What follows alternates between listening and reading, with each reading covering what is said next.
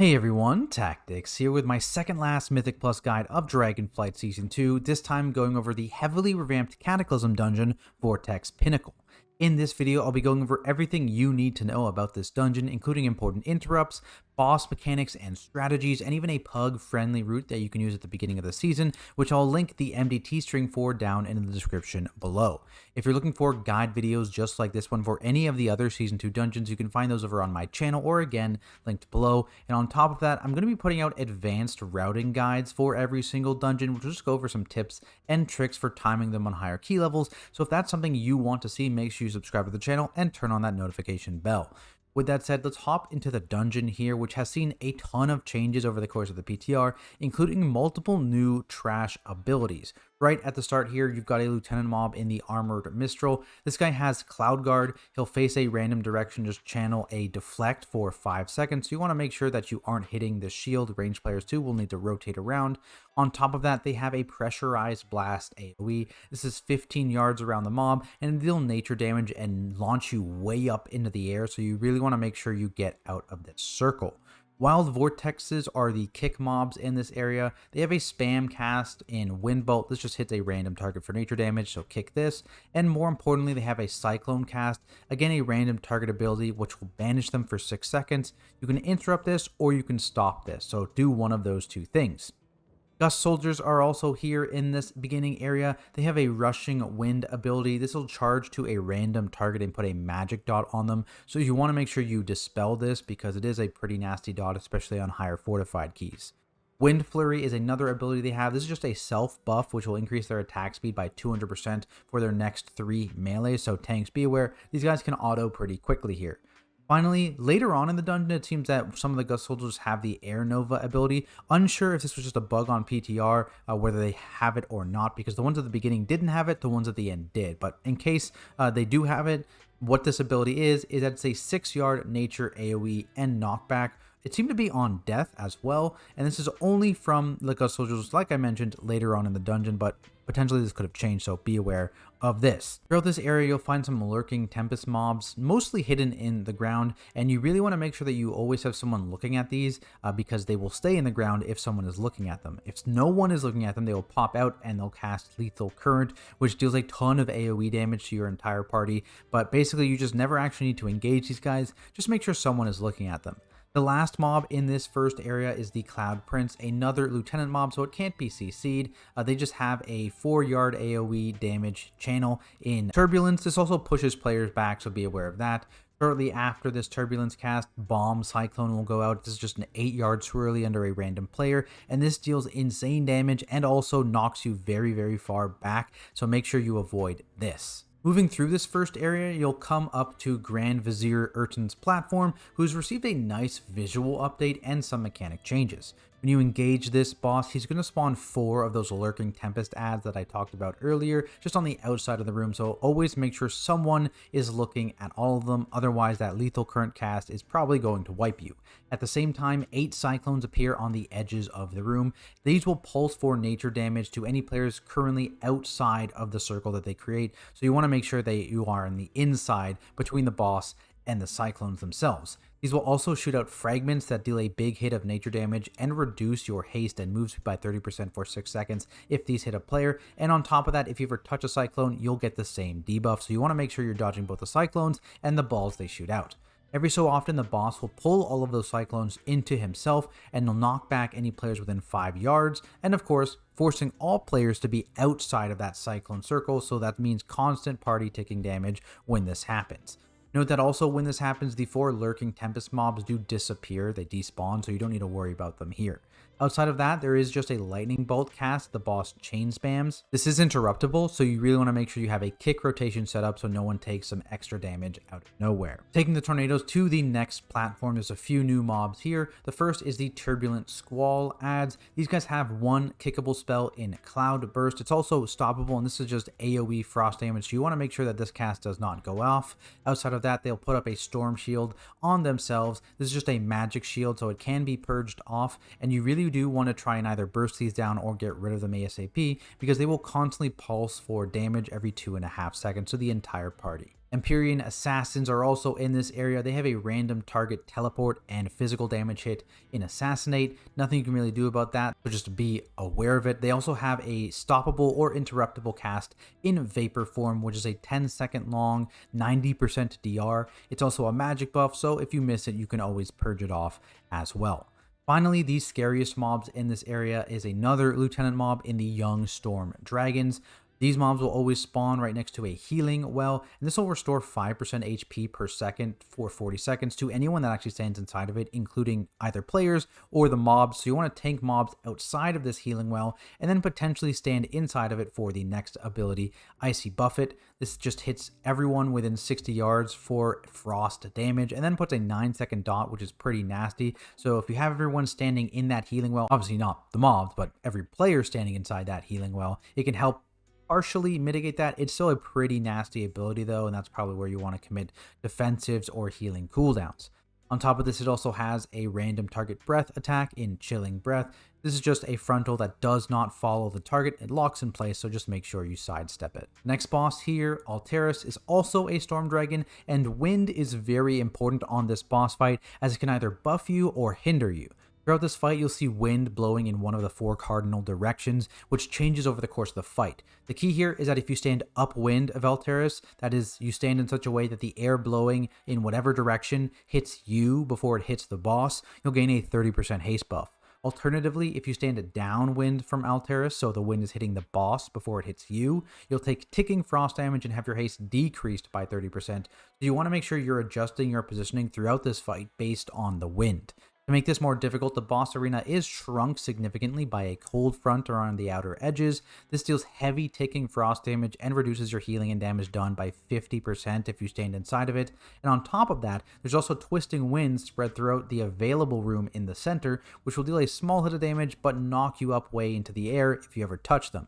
You will need to touch these on purpose though at some point, as occasionally the boss will form a downburst, which is an 8-yard impact circle randomly in this area, and then eventually that will explode and pulse out with a ring. If you touch this ring, you get a very nasty 5-second dot and silence for that entire duration, but luckily you don't take damage if you're jumping over this ring via the twisting winds, so you want to just step into one of those twisters right before it touches you and then land safely on the other side. Outside of that, there's also a random target frontal to dodge in Chilling Breath, again, same name as the trash there, and there's also some pulsing party damage throughout the entire encounter from Biting Cold. After taking yet another tornado, you can get to the last area of trash mobs. Servants of Assad are in this area. They just have a charge attack to a random ranged player. This actually does no damage. It's not really dangerous at all. They will sometimes jump out of the pack. In terms of their actual abilities, they have Sure Strike, which is just a no cast time physical hit on the tank, not super dangerous here. Temple Adepts are also in this area, and this again is the one kickable mob in this area. They have Holy Smite, which is their spam random target holy damage hit, so kick that. And they also have Greater Heal, which is kickable or stoppable and will just heal a random low health target. On top of this, they will also occasionally buff themselves with Desperate Speed. This is a 50% increase to their own casting speed for 12 seconds. Not a magic effect, so you can't get rid of it in any way, so just be aware they will be casting faster when they have this buff. Executor of the Caliph are in this area as well. These guys are a lieutenant mob. They have an AoE in Crashing Stone. This is a physical hit and it's 100 yards long, so you can't really avoid it. But luckily it's physical, so it wasn't too scary, at least on the PTR. The more annoying ability they have is Rally. This is a stacking 15-second long 30% health buff to all allies within 40 yards. And yeah, if there's multiple executors in a pack, this gets very, very annoying very quickly, so be aware of that. Ministers of Air are the final lieutenant mob in this area. They have a few very, very dangerous abilities. The first is Lightning Lash. This is 5 seconds of channeled nature damage to your random player, which is extremely lethal. You will need to stand in a nearby grounding field to survive this, or immune it or something like that. And then to counteract that, another one of their abilities is Overload Grounding Field, which deals a ton of channeled ticking damage to players currently inside of the grounding field. So these mobs, you kind of have to bounce from being inside the grounding field to getting out of it, depending on if you're targeted by Lightning Lash or if the boss is casting that Overload ability. Finally, there are the Skyfall Stars. These guys just chain spam Starlight, not interruptible, not stoppable. They just chain spam it and it just deals random target arcane damage. And these guys are pretty scary because there's a ton of them in one pull whenever you have to pull them. Eventually, you'll come to the final boss, Assad, who has a lot of the same mechanics as he did back in Cataclysm with a few adjustments. Chain Lightning will target a random player, dealing a decent chunk of nature damage before arcing to any other players within 8 yards, so make sure the targeted player moves away from everyone else. On top of this, there is a new ad here in Skyfall Novas. These guys, when they spawn, will just constantly pulse for arcane damage until killed, so you want to make sure you drag the boss over to wherever they spawned and just cleave them down to get rid of that party damage. Occasionally, the boss will also cast Static Cling, which will apply a magic debuff to anyone touching the ground on cast completion, dealing a hit of nature damage and reducing your speed by 90% for 18 seconds. Basically, all you need to do here is jump just before the cast goes off to avoid that debuff, which is important because shortly after this cast, the boss usually starts to create an unstable grounding field somewhere randomly in the room over 10 seconds.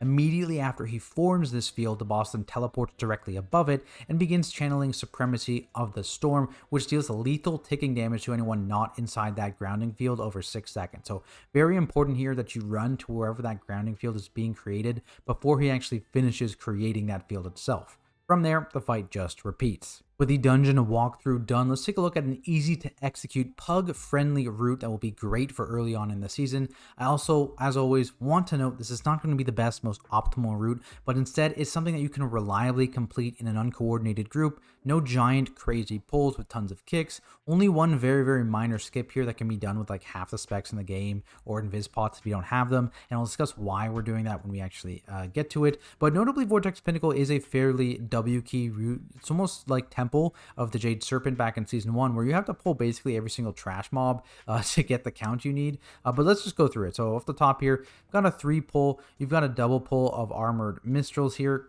Kind of annoying. I'm guessing high key groups are going to skip these guys and pull stuff later on, but let's just W key for now. There's a Lurking Tempest in the corner. These guys give no count, right? You don't really care about killing them. Just make sure someone's looking at them. And you've got pulls here of Gust Soldiers and Wild Vortexes on the way down. An Armored Mistral down there as well. Another Lurking Tempest with your first Cloud Prince pull. And then you've got a double Cloud Prince pull right before the boss, before doing the first boss. Then you jump over to the next area. You only need to pull half of these sides here. Lets you skip some things later on in the dungeon. And then you go through, get the Storm Dragon. What I would recommend doing here is you pull these 2 Empyrean Assassins in with the Storm Dragon. As soon as these guys die, then you can pick up these next 2 Empyrean Assassins. You don't need to pull all of them at the same time. So do that, or pull all of them at the same time. Either or, they're not too dangerous. They have that physical jump I talked about, and maybe you're going to let kicks go off, but the kicks aren't going to kill you. They're just going to make the assassins live longer. Moving forward, you've got a new trash pack here that you can deal with, and then you've got a couple more Empyrean Assassins. I recommend pulling these 2 pads and then just walking around the Storm Dragon so you don't have to pull one of them, because especially on Fortified weeks, these Storm Dragons are going to be pretty scary mobs. Then you can just go around the Storm Dragon and pull this 6 pack here before moving up to the second boss. Jumping across here, and we're just W keying pack, pretty scary Skyfall Star pack, another pack here.